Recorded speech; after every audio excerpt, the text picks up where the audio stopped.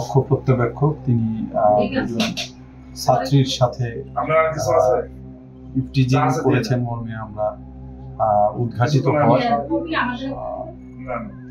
দণ্ডবিধি 1860-এর 509 ধারায়, যেখানে সর্বোচ্চ 1 বছর পর্যন্ত কারাদণ্ড দেওয়ার বিধান রয়েছে, সুযোগ রয়েছে এবং অর্থদণ্ড করার সুযোগ রয়েছে। আমরা তাকে জুলহাস উদ্দিন নামে একজন শিক্ষক, যিনি পঞ্চপল্লী গুরুরাম উচ্চ বিদ্যালয়ের শিক্ষক, তাকে এই অনিয়মের ইফটিজিং এর দায়ে 10 দিনের কারাদণ্ড।